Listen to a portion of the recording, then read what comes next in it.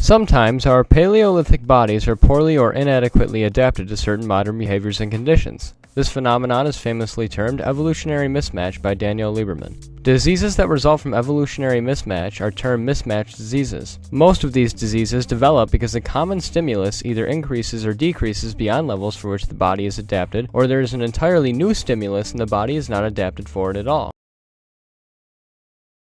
The simplest cause of evolutionary mismatch is migration, like when northern Europeans moved to very sunny places. Their chances of developing skin cancer increase because pale skin is poorly adapted for dealing with higher levels of solar radiation. In this case, the stimulus is solar radiation, and it increases beyond the level to which the pale-skinned Europeans are adapted to cope with.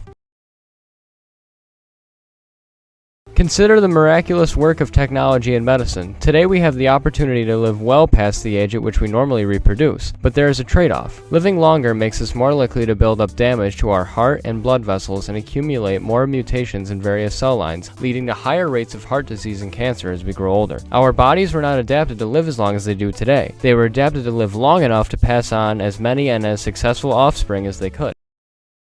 Think about when caveman Billy gets chased by a lion. During this time, he experiences a burst of stress, causing cortisol to be released in his body. Cortisol in turn releases sugar into the bloodstream so caveman Billy can have the energy to get away from the lion. Let's say that caveman Billy gets away from the lion. He will feel hungry and crave energy-rich foods. This is a second function of cortisol. It makes us want to eat so we can replenish the energy that was lost when we ran from the lion. But what if there was no lion?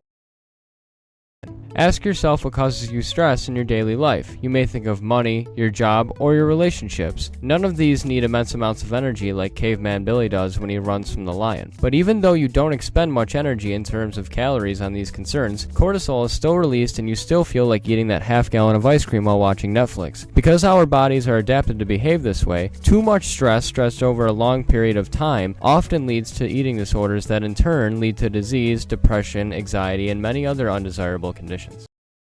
Mismatch diseases are particularly annoying in that they tend to develop gradually through habitual means. In other words, their causes are hard to detect because they take a long time to develop compared to other diseases, and they are very often caused by our lifestyles. And we all know how difficult it can sometimes be to change the way we diet, exercise, and react to situations. It is hard to determine just how much pollution contributes to the cancers sick Sally's developed. Its effects often aren't felt until years after it started occurring. She may have trouble avoiding such pollution as well because she is a habitual smoker. So the next time you find yourself habitually doing something, ask yourself, am I engaging in evolutionary mismatch? Here is a partial list of health problems for which there is some reason to hypothesize that they are either caused or exacerbated by evolutionary mismatch. Acid reflux, chronic heartburn, acne, anxiety, asthma, athlete's foot, attention deficit hyperactivity disorder, bunions, certain cancers, carpal tunnel syndrome, cavities, and chronic fatigue syndrome.